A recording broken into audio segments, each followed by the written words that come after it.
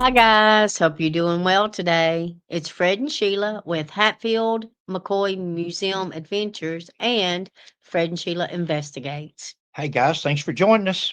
You've probably seen a couple of videos before or a couple after this, whatever. Sheila and I are in the same clothes. We've done several videos today, or we'll end up with several before the day's over with, Right. so we can get some of these knocked out. Guys, this video here is going to be a little bit interesting to you if you're into in the investigative part. A lot of people have asked. I saw a comment the other day, and when we do another video in a minute, you'll see the question. And somebody says, well, the blood splatter you doesn't lie. Well, she was killed outside the vehicle and moved in. Well, and it goes on and on. All these questions. And most of these questions are off of Mike Elam's Facebook page or his podcast. I'll go ahead and give them a plug there. I mean, anybody that sell their soul, in my opinion, to dog somebody else the way he has the Pusser family and the Vance family, we'll give him a plug if that's what he wants. It's about like these people that wants name recognition. We'll give it to them if that's what they want. But we're going to discuss. Let's look at the evidence. Okay. Sheila and I says truth through proof. Truth through proof. That's what we say. So let's look at the evidence. Go ahead, babe, with your big one there. There we go. I'll bring it up here. There you go. Now, guys, let's look at the proof. Let's go through. Okay. Supposedly, this was the report. This is the statement that Warren Jones, TBI agent Warren Jones, had sent to the director then. And it says, upon examination of Sheriff Pusser's car by TBI agents, it was noted that the blood was on the car. Blood scrapings from the passenger side of the hood on the outside of the windshield were scraped off and put in bottle 1. Okay. Now, we're just going to skim through these because we're going to go into more depth here in a minute. But can you see that, babe, to read it? Mm-hmm. What do you want me to read? After number 1, Okay. also scrapings were from also scrapings. Let me figure out where I'm at. From blood. Oh, yours is not small. Here, babe, that's from okay. the outside of the I've got it passenger. bigger over here. You might be able to see this bit better. Okay. Can you see that any Okay, better? yeah. Here we go. Let's try this. Also scrapings from blood from the outside of the passenger door were put into bottle 2, with the blood scrapings from the rear bumper of the car put into bottle 3. And number 4 was blood scrapings from outside the driver's door and put into bottle. And then bottle 5, scrapings from inside the passenger door. This is in bottle 6, scrapings from the blood inside the rear window. And in bottle 7 was put blood scrapings from the driver's seat. And we're going to clear that up a minute. I just wanted to go over that. But Dr. Pillar, in Dr. Pillar's records, it was said that Buford's blood type was O positive. He's universal. Okay. And Pauline's was A positive. A positive. I know he's universal because my brother was O positive. Sheila's brother died of sugar diabetes, and he was a rare. That's a rare one, ain't it? Mm-hmm. There's one of them that doesn't. Everything you can owe something can give to anybody. Boyd could, yeah. O blood type, the way we understood it, O could give to anybody, but not everybody could give to O. It has to be O to O. Yeah. On that part. So anyway, he's born the same year Sheila was. He's born one in January and one in December the following year. The same year, but I was like 2.5, almost 3 months early. So these samples of dried blood were sent to the FBI laboratory, Washington, D.C., with the request that the blood samples in these 7 different bottles or containers be typed. He's asking that the blood, what type is it? Whose blood type was here and whose blood type was there? Warren Jones got the rumor started that She was killed on the outside of the vehicle and moved in because there was blood on the hood and the windshield. Special Agent Frank Saline, FBI Laboratory, Washington, D.C., conducted the blood typings on the specimens sent to him. The FBI laboratory had submitted a written report of the results and the examination number being PCA 981-LG. The specimens are listed as follows. Q1, scrapings from the hood and windshield. Q2, scrapings from outside the passenger door.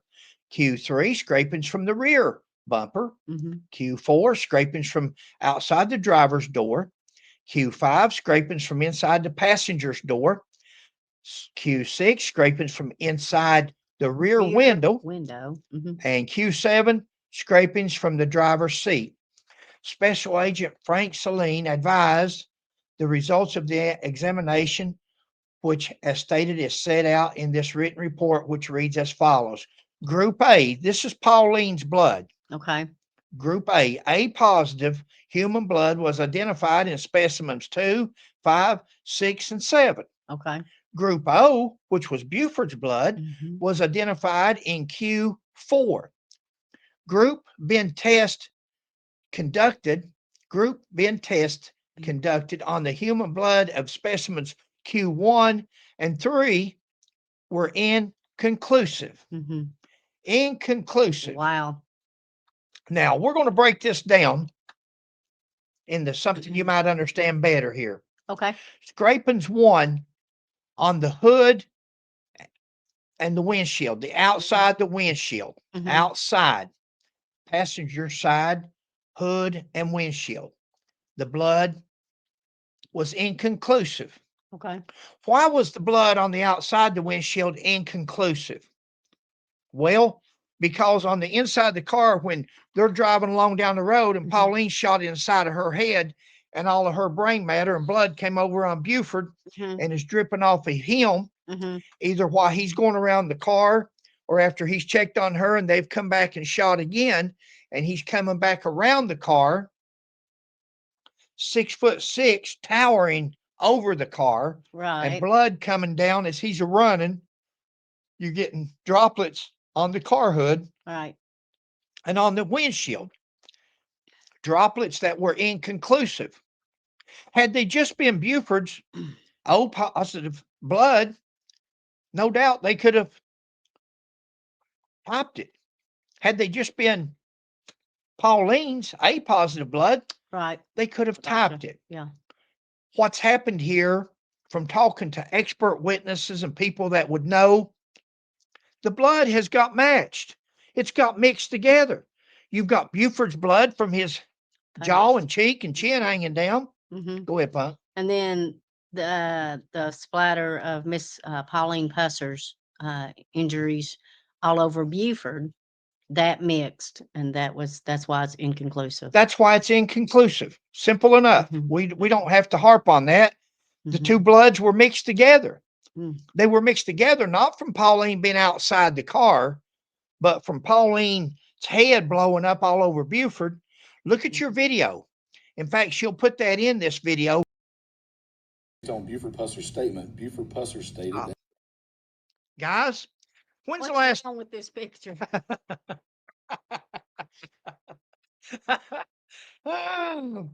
What's wrong with this picture? Sheila says. Hey guys, when's the last time you've seen two people traveling down the road in an automobile facing each other? Please tell me how realistic this reenactment is to you. I'm going to tell you why they got them like this for when you see the next scene, which is realistic. The next scene is realistic. Had they had the dummy for Pauline turned around facing the front like she was facing on that morning, it would have been realistic. Now imagine Pauline turned around facing the front. That blood went all over Buford. They said, whoa, we can't do this. That would explain why Pauline's blood is all over the outside of the car. So we've got to turn her head sideways. Maybe she was sitting in a seat like on a school bus or something. Let's go ahead and play the video. You're going to This is not accurate at all. No, as he was able except to the blood splatter. Oh, look where I stopped it. Go ahead. get away from the alleged shooter's vehicle. He drove approximately 2 miles south on New Hope Road. Now, guys, imagine if her head would have been turned around facing the front hood. Yeah. Imagine that being the left side of her head. Where would all that blood splatter went? All over. Phew. Bless you. It would have hit just the way he said it did, because the blood would have splattered all over It him. would have splattered her brains. We've used it in other scenarios. We've talked about this. We've never done the reenactment, Right. but we have said when they shot her head from the side of that window, from the rear side window, and it hit her in the left side of the head, that bullet went out the right side. That's what took the window out on the passenger side, and that's where her scalp was on the outside. That blood of hers went all over Buford. Well, you can see where it's all over the automobile there, so you can imagine if it was turned the correct way, it would cover that whole Guys, seat and everything. They've got the dummy pointed the wrong way. They didn't want you to see, these expert witnesses, in my opinion, didn't want you to see this. And the next one, guys, is scrapings number 2, Mm-hmm.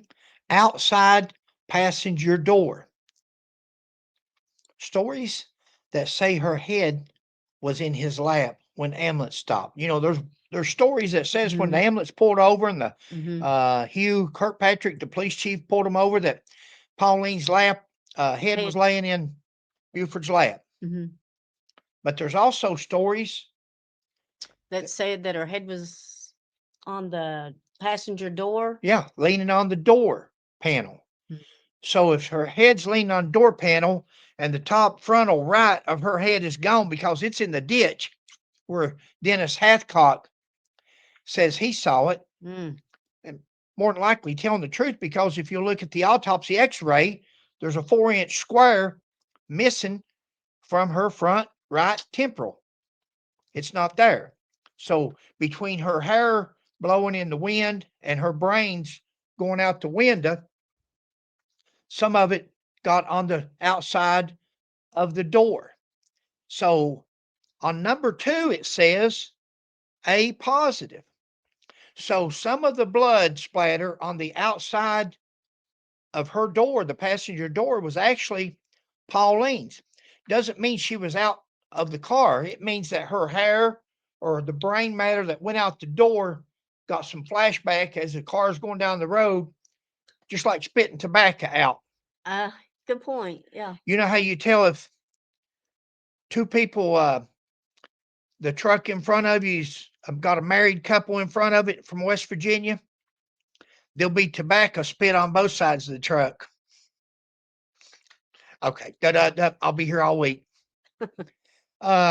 In other words, just like when you're spitting out the window, and your spit, you might choose tobacco, or knows you might choose tobacco, all down the side of their vehicle is going to be spit. Somewhat like it would be as her brains were going out and Buford's giving it to gas. He said he gunned it. So when he's flying down the road and her brains is blown out, that blood's going to splatter on the car. Yeah. So number 2 is actually A positive. And when it did, then he went back around the car, got back in, and took off. Let's go to number 3. Number 3, inconclusive. Remember, number 1 was the hood and the front windshield outside, and number 3 was the rear bumper. Okay. Again, why would there be a mixture on the rear bumper? Why would there be a inconclusive? Because she has already sprayed all over Buford, and Buford had been shot in his jaw, so his blood and her blood's mixing together while he's trying to get the key to the trunk, fumbling around. Says he was going to try to get his gun out, and then he remembered that he'd loaned his rifle to somebody else, which wasn't hard to check. Right. We're sure they went and checked whatever who he said he loaned that gun to. I think he said a Cox or something.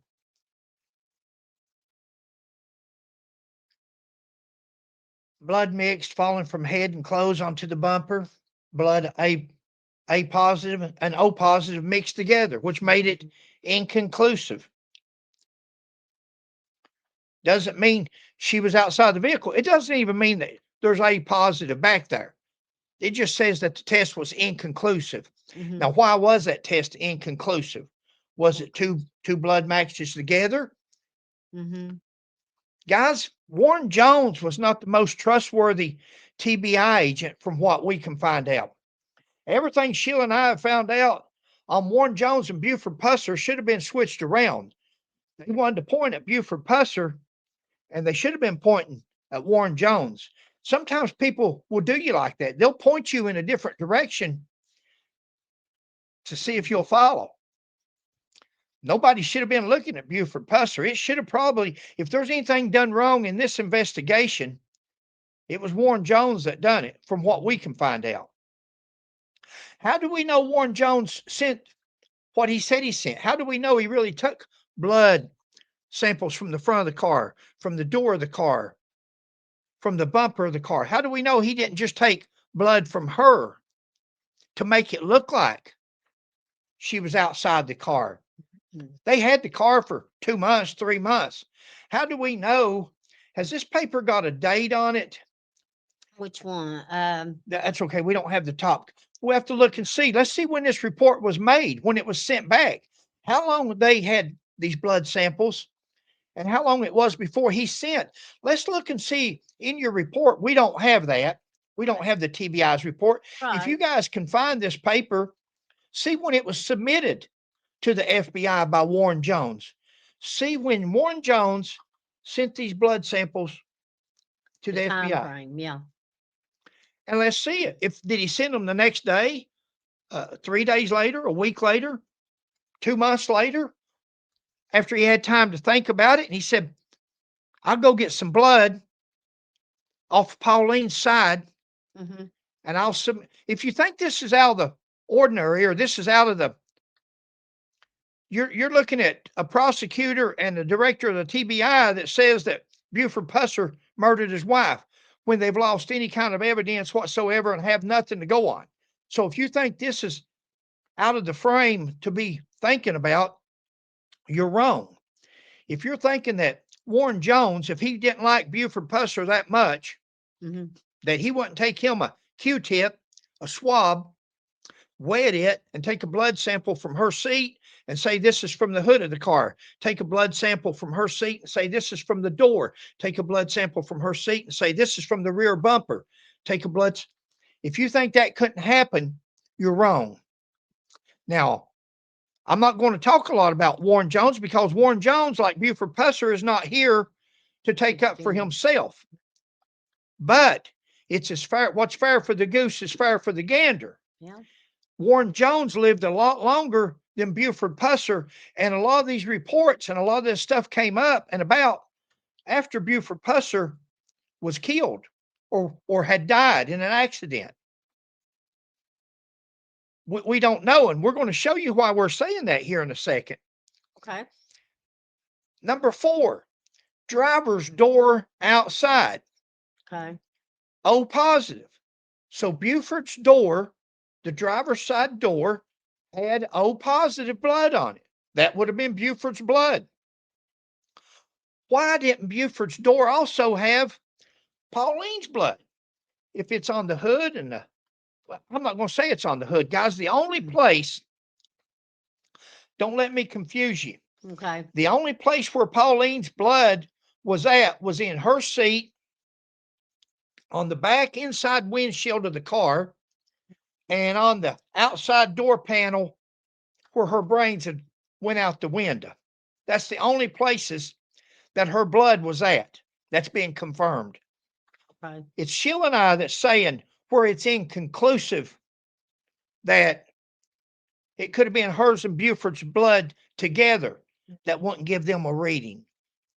There's nothing says there that her blood was anywhere on that hood, anywhere on that windshield. That's us thinking If it's inconclusive, That's why. had it been her blood, wouldn't it have been identified?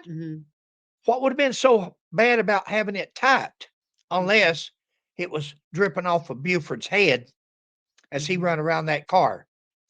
Now, did we mention it was also on the driver's seat? We ain't Her- got there yet. Okay. Whoops. Why not also be inconclusive, getting in and out of the car with blood everywhere? Why would the door show up O positive on Buford's door when he got out of the car door after her head had exploded and she's got blood? He's got blood all over him. He gets out, goes around, checks on her. He gets shot. He comes back around. There's blood on his door. Why wouldn't there be blood? Why wouldn't that be inconclusive? Did the FBI feel pressured? Did they feel like, oh, we got to find something? We got to, okay, this was him over there. So we know he was on the driver's side. We'll just put O positive. Could it happen? Of course. Of course. Police agencies and labs and technicians and people love to be able to show you something. That's what they get paid the big bucks for. These are laboratory, whatever you want to call them. They want to be able to say they found something. A fingerprint person, when you take fingerprints, you want to be able to say you found something. I've done videos on this before, but as cops, a lot of police officers carry fingerprint cards around with them in their fingerprint kit because people wants to see fingerprints. When you're working a burglary, didn't you find no prints? Look over here on this. Look on the refrigerator. Look on this cabinet. Oh, I know you can get a good print there. Sometimes if you don't get a print, put one down there and tape it and raise it up and say, look here what I got. Because they're not going to be satisfied. If you don't have a print, they're not satisfied. You can throw dust all over that house and they don't care to have to clean that up as long as you get a print. You ain't got nobody to match it with because it's your print or it's a print that you're carrying around with you. But they feel so good. And they ask you a month from now, week from now, 6 months from now, whatever happened on that fingerprint? Never come back with a match. Ever who it is, they're just not in the system because it didn't come back. That's called public relations, if you want to call it that. I call it telling a lie. I call it being dishonest. If you don't have a print, tell them you don't have a print. You won't believe the times that I've worked a case and no prints there. And the person said, I'm not satisfied, call the state police. State police comes in and the trooper he'd say, look in there, Fred. I'd look in there and they taking bottles of fingerprint dust, silver, black on the white, silver on the black, throw it everywhere. That stuff's hard to clean up. And then they'd come back out and they'd tell the homeowner got a print. Thank you. The state police got a print. They got it. No, the state police learned how to say, hey, here's, I carry a print. I got a print. Not right, but it happens. Are the people called lab technicians? Lab technicians. Thank you, baby. You're the best. Nah. That's what I was looking for. So why wasn't the driver's door also inconclusive? Or did he get one, but it was contaminated and they didn't want to say everything on the car was inconclusive.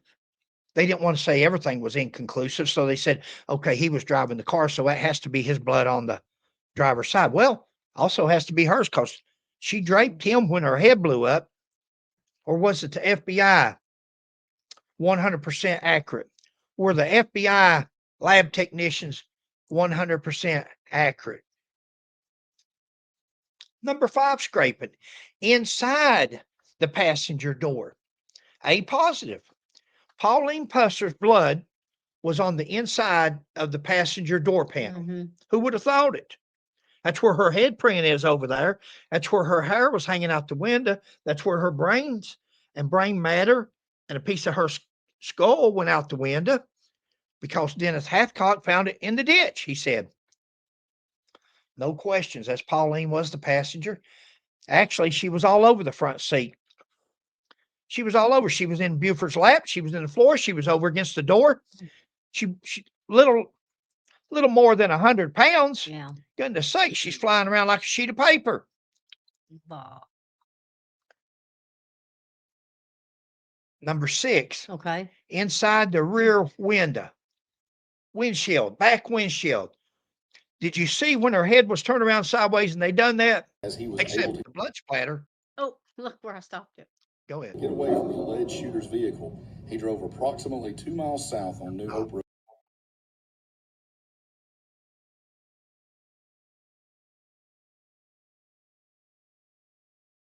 That was wrong. That should have came toward Buford, but there still would have been blood splatter that went that way also.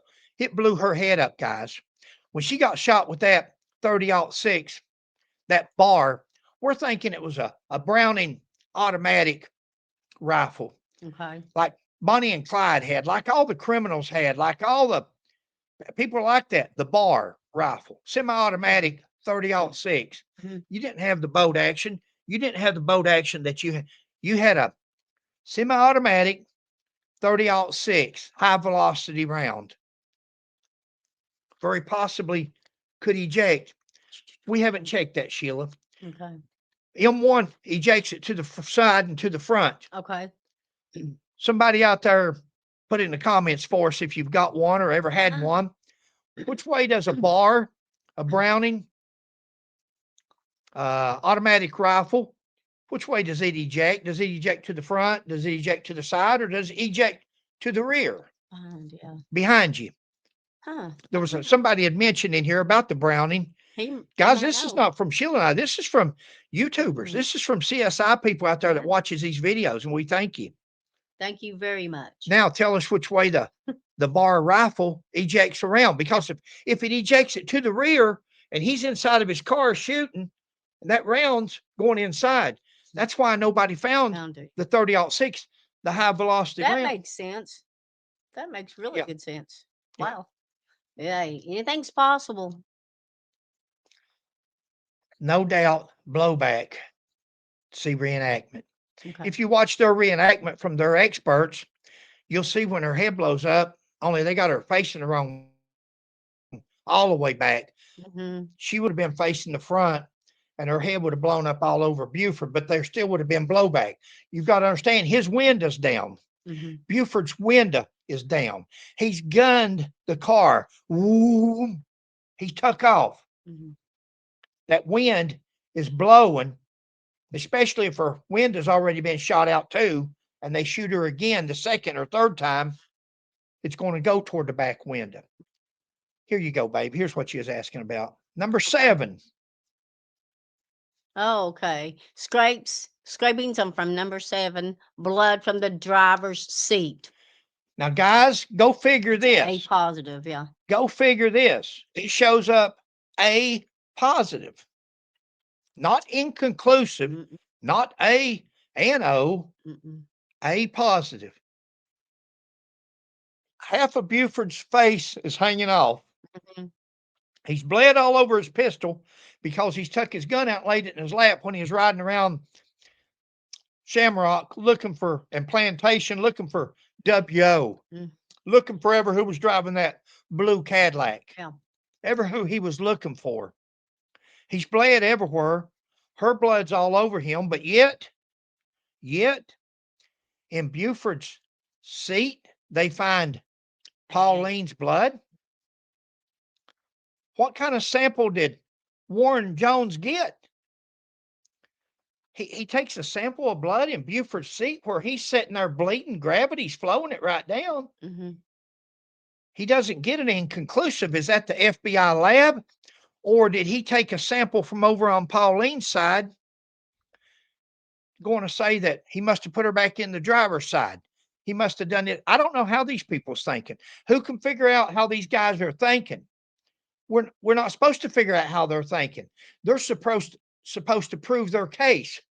We're not supposed to prove that she wasn't moved or she wasn't here or she wasn't. That's not for Buford Pusser or investigators to prove. It's for the state. It's for the TBI to prove what had happened. Mm-hmm. They never prove that. They can't prove that with this blood samples. They don't even have Buford. They got Buford's blood on his door. Yeah. They don't even have his own blood in his seat when he's sitting there in his own pool of blood. That's what I thought was weird. front seat Pauline's blood, not Buford and Pauline, just Pauline. Why wasn't it inconclusive? Could samples have been tampered with by Warren Jones? That's a question. Could blood samples have been tampered with by Warren Jones? Yes, we think yes. Anything is possible. He's the one that got it. The rumor started that Buford had probably shot Pauline. He's the one that got the rumors going until Abernathy called him out on it and said, hey, meet in the courtroom, and anybody that wants to tell me anything, tell me, and we'll get to the bottom of it. Tell And me then now. Yeah. Huh? He said, tell me now. If you have anything against Buford, tell me now. Yeah. Nobody had nothing. Mm. And then Abernathy come out in the paper and said, unsubstantiated rumors, nothing but rumors. Everyone wants to question Buford now. Well, yeah, of course, he's dead. You can't answer. Why does that put others off limits? It's okay to question Buford, but if we question Warren Jones's integrity, character, if we question him, honesty, then something ain't right. It's okay to question Buford or even slander Buford and condemn him. He done it, daggone it. But boy, you let somebody mention somebody else in the TBI that may have had something to do with the disappearing evidence, with the disappearing files, with the disappearing blood samples. Why would the blood samples disappear then? Why would all this stuff disappear? Maybe so somebody couldn't test it. Look at DNA today. Look what they could do today. I saw on the news where some man was charged, I guess, with the murder of this woman. And it was like 28 years ago. They had found his DNA under her nails or something. Oh, yeah, it happens. So, wow. Nobody's off limits, guys. If you're going to blame a dead man, look at everybody that had anything to do with it. Why wasn't the charges back then when he was alive, not after he's dead? They had 7 years to charge this man. Yep. Nobody had thought about it no more. After Warren Jones let the rumors die down, nobody thought about it no more until Mike Elam come around. Then he hooked up with Dennis Hathcock and Oakley Dean Baldwin. They say, hey, we can write some books on this. Guys, I'm going to tell you the bestseller. Okay. I'm going to tell you the best-selling book that's ever going to be out there if it was to ever come out. I'll throw them a clue. I'll throw them a hint here. Dennis Hathcock. Dennis Hathcock. Quit letting Mike Elam use you. Quit it. You're being used, young man. You've been used. Mike Elam is using you to further his cause. Your best book that will ever be out there would be from Dennis Hathcock if he titled it Ambush 1967, What Really Happened by Dennis Hathcock. What really happened? Because we think Ricky Plunk knows something. He had the gun and all that. But Dennis Hathcock is the man. He was there. If Dennis Hathcock could put his family name behind him, if he could put his relationship, father, son, nephew, aunt, if he could just say, okay, Pops, I loved you. Aunt, I loved you. But I'm going to tell the truth here. I'm going to tell what I know. If Dennis Hathcock would actually come clean, the true story, and actually write the truth, don't let Mike Elam influence you. Don't let Mike Elam be a part of it. Go from the heart. Tell us what happened. Tell us why you were, the truth about why you were following Buford Pusser around. Tell us the truth about where he actually went that night and what you actually seen. Not something Mike Elam's helped to fabricate. Tell us the truth. What time you actually went home. What time Buford Pusser actually truthfully went home. Why Buford Pusser was called back out that morning at 4 o'clock Who was but behind, nobody, huh? who was behind that? Okay. Mhm. That call came in at 4:00, the first call, and Carl said, I'm not getting Buford up. Right. At 5:00, the call came in to Buford's home himself. To him personally. Hey guys, we got to get together. He ain't coming out. I'm watching the house. Nobody's coming out yet. Okay, call his number directly. He'll recognize my voice. Try to get somebody else. And then somebody else has called and said, hey, Buford, come down New Hope Road. Mhm. It'll be worth your while. You'll find something worth your while. If Yeah. it's not, then come on down to Jordan's. Yeah. Jordan Hollis's place. Oh yeah, there you go. Yeah, come down New Hope Road. You'll Mhm. find something interesting. If you don't, come on down to Jordan Hollis's. So they say, what's Buford doing on New Hope Road?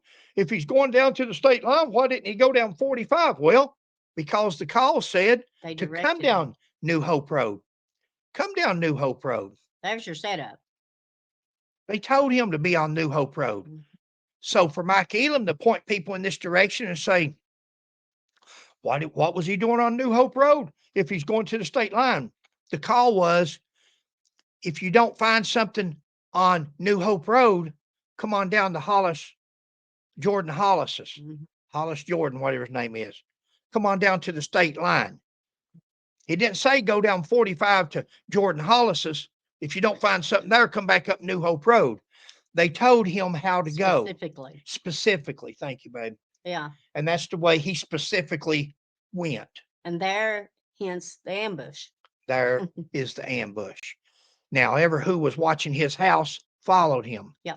Going back to Mr. Hathcock, Dennis has got a bestseller. They would be fans and foes and neutral people alike that would buy that book. All you got to do is tell the truth. Mhm. Without Mike Elam, without Oakley Baldwin, nobody but Dennis Hathcock. Get a person who can write it down for you, do the writing for you. It's got to be the truth. Mhm. People's dead now. People's dead and gone. Dennis, it's like the Hatfields and the McCoys. You can never take something away. They're never going to be one party's 100% right and one party's 100% wrong. One party's definitely killers, the other party's not. This was a thing that went on. It's history, and it happened no matter how you look at it. If you can put it into a book form in your own words with the truth of what happened and let the chips fall where they may, what's her name? Louise, thank you. Aunt Louise, because see, we know that Dennis Hathcock hung out at the Shamrock. We know as a young boy, he swept the floors, he cleaned the counters, he done things for extra spending money for his aunt. That was her go-to boy. That was her helper. He was her nephew. And especially when he wasn't helping his dad at W.O.'s place, Dennis was all over the place. Dennis was a rambunctious. Correct me if I'm wrong, Dennis. I think he's a lot like Fred McCoy. I was all over the place growing up. And I think Dennis, I think all kids was back in that day and time. 60s, 70s. Everybody get on your bicycle, your trail bike, and take off. You could do anything, go anywhere. There's your bestseller. I'll throw that out there. This sample would almost be inconceivable. It would almost be inconceivable that you could pull a sample of blood from Buford Pusser's car seat and driver's side seat, number 7. Okay. And it be totally Pauline Pusser's blood. We're not lab technicians. We're not blood. We're not, there's a word, phlebotomists, with nothing to do with blood. Yeah. But I bet you there's some out there that knows whether we're telling the truth or not. I'll bet you there's people out there that's got experience and they're going to say, no, that's not possible with the amount of blood loss that Buford Pusser had. And Pauline, that it would only show up one. Guys, that was our goal here, was to just cover the blood splatter. And the results put the test back up there, Punk, in case I've missed anything. Okay. Let them go over it with us. It says remove, so it might already be up there. There you go. Okay. There you go. Does that There help? it is. Mhm. It says that Harry Pillar said that it was Buford's blood was O positive and Pauline was A positive. Mhm. There's all your scrapings.